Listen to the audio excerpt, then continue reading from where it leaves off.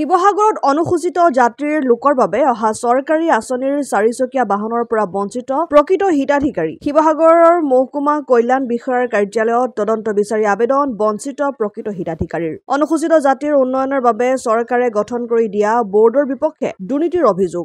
বৰ্ডৰ উপসভাপতি তথা অন্যান্য সদস্যসকলৰ বিৰুদ্ধে স্বজন তোষণৰ অভিযোগ। শিৱসাগৰৰ অনুসূচিত জাতিৰ চাফাই কৰ্মীসকলৰ প্ৰশ্ন, শিৱসাগৰক বাদ দি অন্য জিলাৰ অনুসূচিত জাতিৰ হিতাধিকাৰীয়ে চাৰিচকীয়া বাহন কেনেকৈ পালে? ৰাজ্যৰ মুখ্যমন্ত্ৰীলৈ এই সন্দৰ্ভত এক উচিত তদন্ত কৰি বিহিত ব্যৱস্থা লোৱাৰ আহ্বান অনুসূচিত জাতিৰ চাফাই কৰ্মীৰ।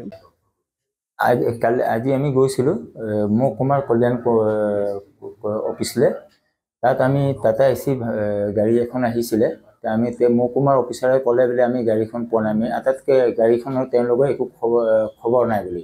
কিন্তু আমি গম পোৱাত আমাৰ চাফাই কৰ্মচাৰীৰ কাৰণে আমি পিছপৰা এটা জাতি, যে সেই গাড়ীখনলৈ আমি এটা কাগজ দিবলৈ গৈছিলোঁ। তাত কৈছে অফিচে আমি গম নাপাওঁ। কিন্তু আমি গম পোৱা হিচাপত যে এছ টি ডেভেলপমেণ্ট আপোনাৰ মহকুমাৰ অফিচত গুৱাহাটীত এই গাড়ীখন আহিছিলে 32টা।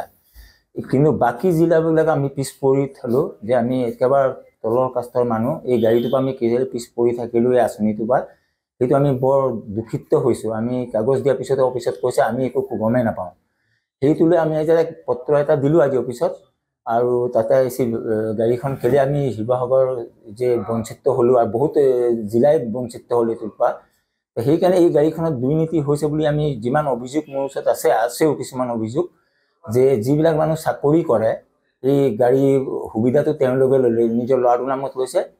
আৰু তাতে এচিখন আৰু এইটো আয়োগৰ আমাৰ এতিয়া CM ছাৰে আয়োগ এটা বনাইছিলে, তাক এওঁক ভাইচ চেয়াৰমেন দিলে, মাতাশ্ৰী ৰাও।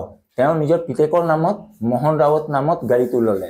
তেওঁ চৰকাৰে এটা দায়িত্ব দিছে, 45-50 হাজাৰ দৰমহা দিছে, আকৌ পিতেকৰ নামত এই আঁচনিটো লৈছে। কিন্তু বাকী জিলা শিৱসাগৰৰ লগত লৈ বহুত জিলাত এনেকুৱা এই আঁচনিটোৰ পৰা পিছ পৰি থলে। আৰু তেওঁলোকক যেতিয়া খবৰ কৰোঁ, আমাৰ শিৱসাগৰ জিলা হওক বাকী জিলাতো খবৰ কৰিছে বোলে আমি গমেই নাপাওঁ। অকল গুৱাহাটীৰ পৰা তেওঁলোকে কেনেকুৱা বস্তুটো বিলালে আমি গমেই নাপাওঁ। মানে 10খনমান জিলাতে পাইছে গাড়ীখন।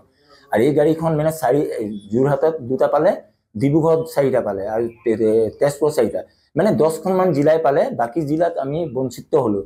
এইটোলৈ মই CMৰ ওচৰত মই সৰল প্ৰাৰ্থনা এটা জনাওঁ, যে এইটোৰ ওপৰত এটা ইনকুৱাৰী দিব লাগে। কেলৈ চাকৰি কৰা মানুহে এই গাড়ীখনৰ সুবিধাটো পাইছে, টাটা এচিখন। আৰু যিবিলাক মানুহ একেবাৰে বঞ্চিত হৈ আছে, একদম নাইকিয়া, সিহঁতি এই সুবিধাটো নাপালে। সেইকাৰণে আমি এটা ইনকুৱাৰী CM ছাৰক জনাওঁ, যে এইটোৰ ওপৰত ইনকুৱাৰী দিব লাগে, চাকৰি কৰা মানুহবিলাকে এই গাড়ীৰ পৰা পাইছে বুলি। সেইটো আমি CM ছাৰৰ ওচৰত অনুৰোধ, যে এইটোৰ ওপৰত তেওঁ তদন্ত এটা দিব। শিৱসাগৰৰ পৰা সৈয়দ মুস্তাকুৰ ৰহমানৰ ৰিপৰ্ট, অসম আদিত্য।